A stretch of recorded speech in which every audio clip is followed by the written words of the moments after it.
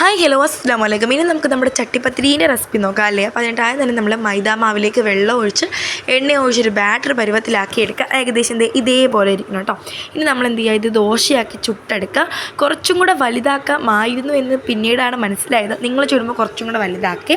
ഇനി നമ്മൾ വേറൊരു പാത്രത്തിലേക്ക് എണ്ണ ഒഴിച്ച് സവാള ഇട്ട് നന്നായിട്ട് വഴറ്റി ഒന്ന് ചെറുതായിട്ട് വഴണ്ട് വരുമ്പോഴത്തേക്കും അതിലേക്ക് എന്ത് ചെയ്യുക, ഇഞ്ചിയും വെളുത്തുള്ളിയും മുളകും കൂടെ നമ്മൾ ചതച്ചതും കൂടെ ഇട്ട് നന്നായിട്ട് ഇളക്കുക. അത് വഴണ്ട് വരുമ്പോഴത്തേക്കും നമ്മൾ കുരുമുളക്, ഉപ്പ്, മഞ്ഞൾപ്പൊടി, മുളക് പൊടി, ഗരം മസാല, പെരിഞ്ചീരപ്പൊടി, കുരുമുളക് എല്ലാം കൂടെ ചേർത്ത് നന്നായിട്ട് ഇളക്കുക.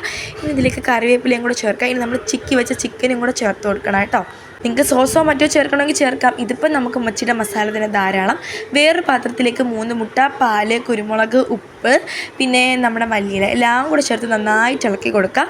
ഇനി കുറച്ച് മുട്ട എടുത്ത് ഇതേപോലെ പുഴുങ്ങി കട്ട് ചെയ്ത് വെച്ചോളൂ. സംഭവം ഇങ്ങനെ റെഡിയാക്കി വെച്ചതിന് ശേഷം ഇനി നമുക്ക് സെറ്റാക്കാനുള്ള പരിപാടിയാണ്. നമ്മുടെ പാത്രം ഇച്ചിരി ചെറുതായി പോയി, എന്തായാലും അതിലേക്ക് നന്നായിട്ട് നെയ്യ് തടവിയതിന് ശേഷം ചൂടാക്കി ഇതിനിങ്ങനെ ലെയറായിട്ട് വെക്കുക.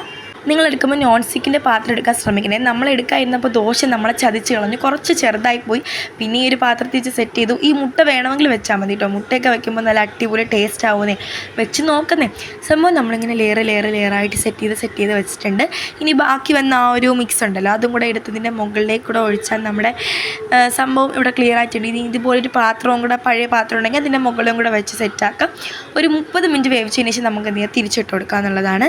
സംഭവം വെന്ത് റെഡിയായിട്ട് വന്നിട്ടുണ്ട്. പക്ഷേ നമ്മൾ പാത്രത്തിൻ്റെയും ആ ദോശയുടെ ഒക്കെ എന്തൊക്കെയോ പ്രശ്നം അതിനിങ്ങനെ അലട്ടുന്നുണ്ടായിരുന്നു. പക്ഷേ ടേസ്റ്റിന് ഒരു കോംപ്രമൈസും ഇല്ല. ഇറച്ചി പത്തിരിന്നോ ചട്ടിപ്പത്തിരിന്നോ നിങ്ങളുടെ ഇഷ്ടത്തിന് വിളിച്ചോളൂ. ഇപ്പം തന്നെ പോയി ഉണ്ടാക്കണേ, സൂപ്പർ ടേസ്റ്റാണ്.